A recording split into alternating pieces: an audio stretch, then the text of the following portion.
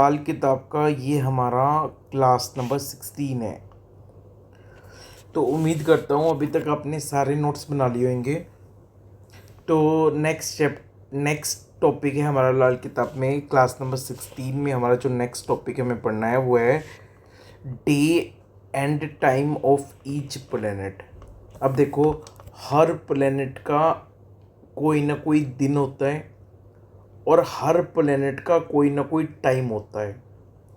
पहले तो प्लैनेट्स के डे देख लेते हैं। जैसे कि संडे जो होता है वो सूर्य का दिन होता है। मंडे जो होता है वो चंद्रमा का दिन होता है। ट्यूसडे मंगल का दिन होता है। वेनसडे मरकरी का दिन होता है। थर्सडे जुपिटर का दिन होता है। फ्राइडे वीनस का यानी शुक्र का दिन होता है। सैटरडे शनि का दिन होता है। और इवनिंग ऑफ थर्सडे राहु का दिन होता है।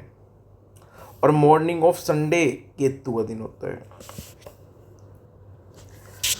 क्लियर है? तो ये दिन होते हैं संडे सूर्य का, मंडे चंद्रमा का, ट्यूसडे मंगल का, बुधवार मरकरी का यानी बुध का, थर्सडे जुपिटर का, फ्राइडे शुक्र का, सैटरडे शनि का, और थर्सडे की इवनिंग राहु का, और संडे की मॉर्निंग केतु का।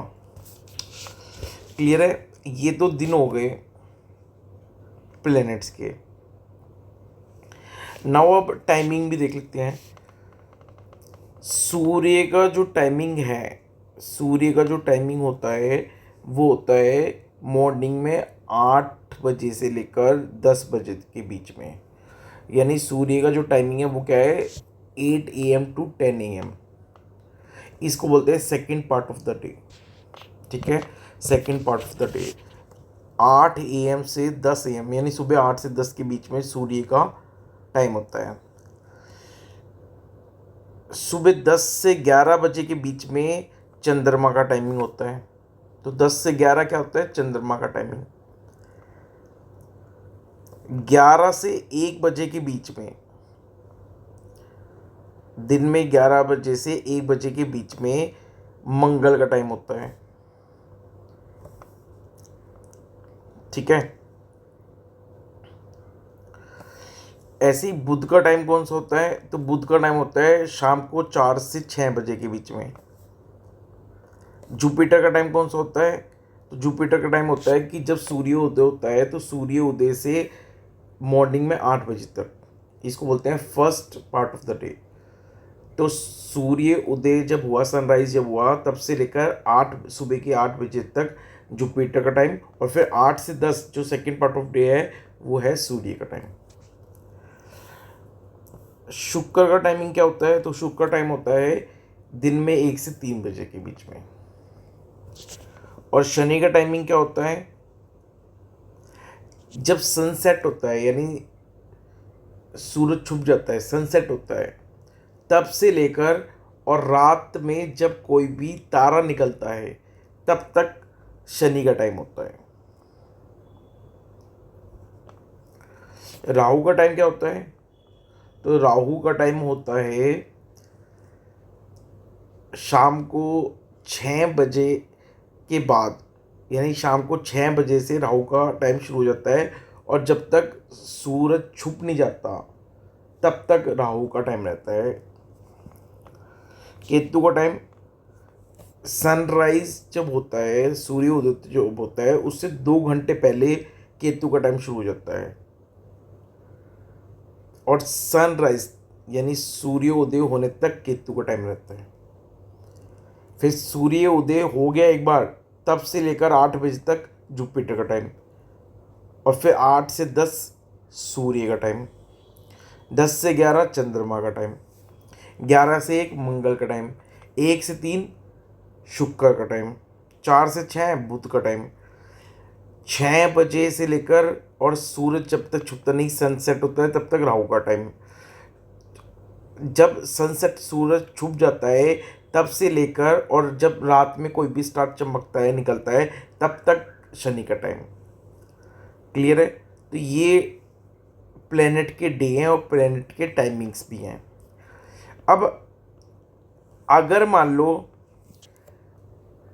आपका जिस दिन बर्थ हुआ है यानी बर्थ डे पे, तो बर्थ का जो दिन है, तो बर्थ डे का प्लस में आपका जो बर्थ टाइम है, बर्थ टाइम का प्लेनेट अगर सेम हो जाए, यानी जिस दिन आप पैदा हुए हो उस दिन का जो प्लेनेट है वही प्लेनेट किसका बन जाए, आपके बर्थ टाइम का, तो बर्थ डे का प्लस बर्थ टाइम का दोनों का प्लेनेट अगर सेम हो जाए, एग्जाम्पल कैसे, एक पर एग्जाम्पल ले लेते हैं इसका। जैसे कि फॉर एग्जाम्पल किसी पर्सन का जन्म दिन में नून टाइम में हुआ, 12 बजे से हुआ दिन में, और कब हुआ, मंगलवार को। तो किसी का जन्म मंगलवार की दोपहर में 12 बजे हुआ, नून में, नून मतलब 12 बजे, तो मंगलवार को नून में किसी का जन्म हुआ। तो अब आपको पता है कि नून का मतलब है 11 से लेकर 1 PM, ये नून का मतलब इसी में आ जाएगा। ये नून 12 बजे जो है दिन के, वो 11 से 1 के बीच में आएगा, और 11 से 1 किसका टाइम होता है, मंगल का टाइम होता है, मार्स का। और ट्यूसडे है तो ट्यूसडे को भी किसका डे होगा, मार्स का। तो अगर मंगलवार को नून में किसी का जन्म होता है तो ऐसे व्यक्ति का जो बर्थ डे है यानी ट्यूसडे, वो भी मंगल का दिन, और जो बर्थ टाइम है 11 से 1 के बीच में, वो भी मंगल का टाइम। तो यहाँ पे बर्थ डे का और बर्थ टाइम का प्लेनेट क्या हो गया, मंगल हो गया। तो यही हम बता रहे हैं कि अगर किसी व्यक्ति का बर्थ डे का जो प्लेनेट है वही प्लेनेट उसके बर्थ टाइम का भी हो जाए, तो ऐसा प्लेनेट कुंडली में सबसे ज़्यादा इम्पोर्टेंट होता है, और ऐसा प्लेनेट नेटिव को कभी भी इनऑस्पिशियस रिजल्ट्स नहीं देता। तो अगर बर्थ डे का जो प्लेनेट है वही बर्थ टाइम का प्लेनेट हो जाए, यानी birth day and birth time का प्लेनेट अगर सेम हो गया, तो फिर वो बड़ा इंपॉर्टेंट प्लेनेट होता है आपकी कुंडली में और प्लैनेट्स के मुकाबले। और ऐसा प्लेनेट नेटिव को, जातक को कभी भी इनऑस्पिशियस बुरे रिजल्ट्स नहीं देता। ये कॉन्सेप्ट है planet of birth day and birth time. तो ये थी हमारी लाल किताब की क्लास नंबर 16। तो उम्मीद करता हूँ कि आप सारे नोट्स बनाते हुए चल रहे हो, अपनी नोटबुक आपने बना ली है, और हर लेक्चर को सीक्वेंस में देखते हुए आप अपने नोट्स तैयार कर रहे हो। Thank you so much. ये था हमारा लाल किताब का क्लास नंबर 16।